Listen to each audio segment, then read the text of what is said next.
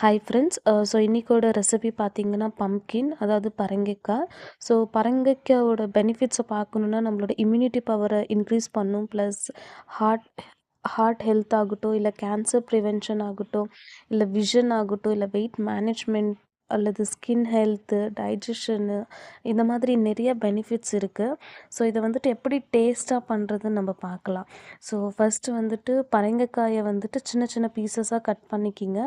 So almost வந்துட்டு பரங்கிக்காவை அதிகமாக ஒதுக்குவாங்க. But இந்த மாதிரி செஞ்சு பாருங்கள், ரொம்ப டேஸ்டியாகவும் இருக்கும் அண்ட் ஹெல்த்தியும் கூட. ஸோ இது நீங்கள் வெயிட் லாஸ் ஜர்னியில் இருக்கீங்க அப்படின்னாலுமே வெயிட் லாஸ் எடுத்துக்கலாம். ஏன்னா பரங்கிக்காயில் வந்துட்டு 0 ஃபேட்டு. ஓகேங்களா? ஸோ பரங்கிக்காய் எப்படி பண்ணுறதுன்னு ஸ்டெப் பை ஸ்டெப் பார்க்கலாம். வாங்க வீடியோக்குள்ளே போகலாம். நான் ஒரு பேன் வச்சுட்டு அதில் கடலக்கொட்டை ஃபஸ்ட்டு போட்டுக்கிறேன். ஃபஸ்ட்டு நம்ம வந்துட்டு கடலக்கொட்டையை வந்துட்டு வறுத்து எடுத்துக்கலாம். ஸோ மெயின் சிக்னேச்சர் வந்துட்டு பார்த்திங்கன்னா இந்த டிஷ்ஷில் கடலக்கொட்டை தான். ஏன்னா இதை வந்துட்டு வறுத்து நம்ம அதில் ஆட் பண்ண போகிறோம். அண்ட் அது வந்துட்டு நல்லா ஒரு டீப் ஃப்ரை பண்ணியாச்சு. ஸோ ஒரு பிளேட்டில் வந்துட்டு ட்ரான்ஸ்ஃபர் பண்ணிக்கிறேன். அண்ட் நெக்ஸ்ட்டு பார்த்தீங்கன்னா, நம்மளுக்கு எவ்வளோ காரம் தேவைப்படுதோ, அதாவது நான் வந்துட்டு ஒரு 10லேருந்து 15 மிளகாய் போட்டிருக்கேன். ஸோ காஞ்ச மிளகா வந்துட்டு அதையும் கொஞ்சம் வறுத்து எடுத்து வச்சுக்கலாம். தேவையான அளவு எண்ணெய் ஊற்றிக்குங்க. ஸோ எண்ணெய் கொஞ்சம் நல்லா காஞ்சதும் கடுகு போட்டுக்கலாம்.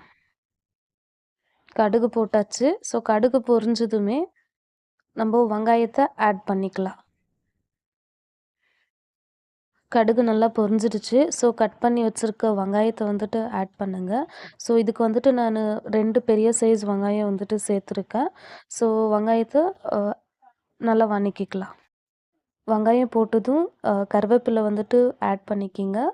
ஸோ 2மே வந்துட்டு ஒரு கோல்டன் ப்ரவுன் வந்த உடனே ஸோ பம்ப்கின் கட் பண்ணி வாஷ் பண்ணி வச்சுருக்கேன். ஸோ அந்த பம்ப்கினை வந்துட்டு ஆட் பண்ணிக்கலாம். ஸோ எல்லா பம்ப்கினும் வந்துட்டு போட்டாச்சு. பம்ப்கின் போட்டுட்டு ஒரு கிண்டுங்க.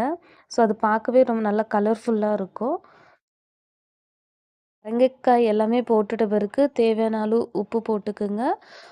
உப்பு போட்டதும் மஞ்சத்தூள் கொஞ்சம் 1 டீஸ்பூன் மஞ்சத்தூள் போட்டுக்குங்க.